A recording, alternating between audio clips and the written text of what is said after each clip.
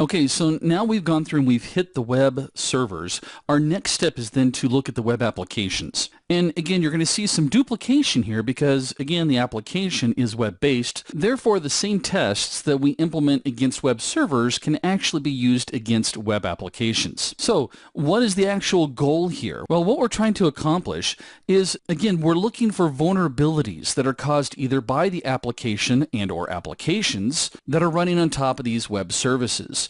We'll also be looking at potential impacts and solutions that we can provide. Remember, our whole goal again here for pen testing isn't to rub our hands together and say, look what we did.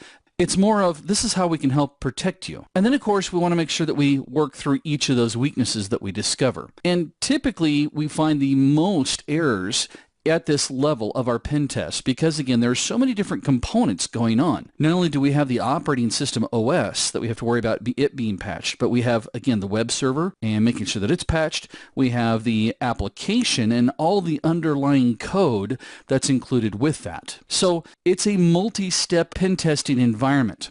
In fact, I'm reminded of a very famous Christmas movie.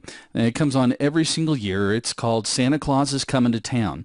And when Kris Kringle meets up with the Wizard of the Mountains, the wizard has never walked before.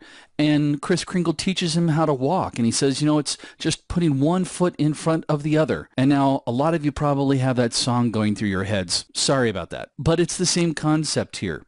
We're going to first go through and define our targets and gather as much information as we can about the targets before we throw any type of tests against it. We'll then go through and look at configuration management testing, as well as we'll take a look at the authentication mechanisms that are being used, making sure that they're locked down. We'll also, because of the fact that these applications create sessions, we'll need to make sure that we do some session management testing. After the session management testing, we'll want to go through and then look at authorization testing to, again, make sure that all the gears and bells and whistles are working correctly on the back end. We'll continue putting one foot in front of the other by then going through and taking a look at how is the data validated. Because of the fact that we have so many issues with forms or online forms and people filling them out that are executing against a back-end structure, we need to make sure that data is being validated correctly. We don't want to allow ourselves to be open to any type of, let's say SQL injection or code injection attack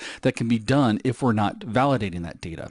We'll also go through and take a look at, obviously, denial of service attacks that can be launched against these types of applications. We'll then look at the web services and test them to make sure that, again, that they're not opening up any attack vectors for us. And then, of course, we'll also quickly take a look at some AJAX testing. And then you guys know the drill. After we've done all this testing, the last thing we're going to do is document, document, document everything that we've done. By now, I'm sure you guys are getting really tired of me talking about documentation, but it is really the whole purpose of doing a pen test. So let's get a new notebook, whether that's digital or physical. Sharpen your pens. Wait, you can't sharpen your pens. Sharpen those pencils or get your pens out. Let's get going.